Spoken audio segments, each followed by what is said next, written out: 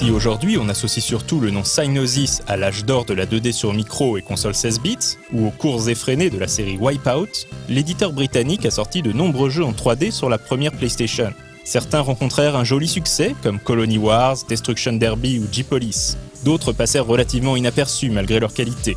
C'est le cas de Kingsley's Adventure, une aventure mignonne et colorée mettant en scène un renard héroïque.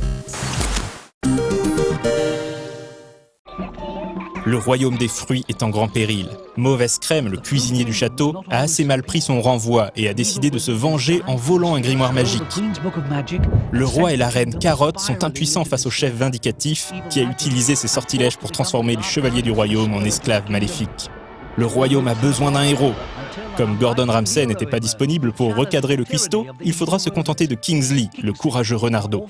Non pas que le royaume des fruits y perde forcément au change, vu que Kingsley est de la graine de héros. Orphelin adopté par le couple royal, le petit renard se met en quête des artefacts qui feront de lui un véritable chevalier et lui permettront de battre Mauvaise Crème en Chantilly.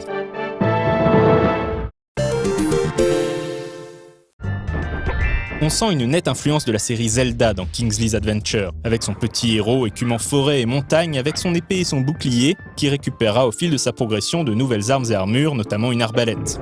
Toutefois, l'aventure est nettement plus linéaire que les voyages de Link. Il n'y a pas vraiment de monde à explorer, le château sert de hub, depuis lequel Kingsley peut se rendre dans chaque région. Néanmoins, certaines zones ne pourront être atteintes qu'après avoir obtenu certaines upgrades, obligeant donc le joueur à quelques allers-retours.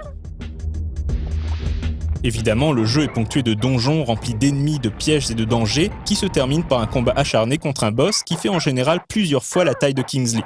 Si son univers est très enfantin, pour ne pas dire infantile, Kingsley's Adventure peut parfois se révéler assez corsé. Ses pics de difficulté sont principalement la faute à une maniabilité assez rigide. En particulier, les contrôles sont relatifs aux personnages, comme dans les premiers Tomb Raider ou Resident Evil par exemple, et pas relatifs à la caméra, comme dans Super Mario 64 ou Ocarina of Time. C'est-à-dire que si le joueur presse la flèche de direction bas, Kingsley fera un pas en arrière, pas un demi-tour, ce qui peut s'avérer très agaçant lorsqu'il s'agit d'éviter rapidement un danger, même si Kingsley peut effectuer un salto arrière très pratique. La caméra est l'autre problème du jeu, puisqu'elle ne permet pas d'anticiper certains pièges ou précipices, rendant les phases de plateforme assez crispantes. Le fait qu'il ne soit pas possible de verrouiller les ennemis ne facilite pas non plus les affrontements au corps à corps. Malgré ses problèmes de jouabilité, Kingsley's Adventure séduit par son atmosphère bucolique et ses graphismes mignons et colorés. Si la modélisation des personnages est rudimentaire, les décors sont très soignés et les développeurs ont réalisé un joli travail sur les éclairages et les ambiances. La bande-son composée par Alastair Lindsay est également très réussie et est souvent citée parmi les points forts du titre.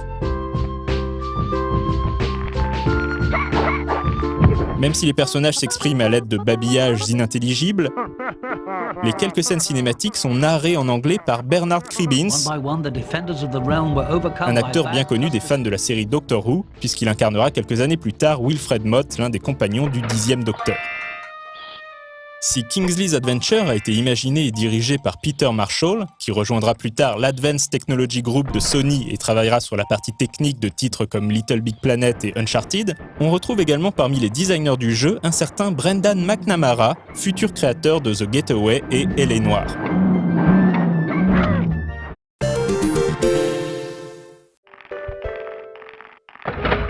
Kingsley's Adventure est un petit jeu sympathique qui a en général laissé d'excellents souvenirs aux joueurs l'ayant découvert à l'époque. Le jeu était développé par l'une des filiales de Psygnosis, le studio Camden situé comme son nom l'indique à Londres. Après le rachat de Psygnosis par Sony, Studio Camden sera fusionné avec un autre studio londonien, Team Soho, pour former Sony Studio London. On leur doit notamment Light Toy et la série SingStar.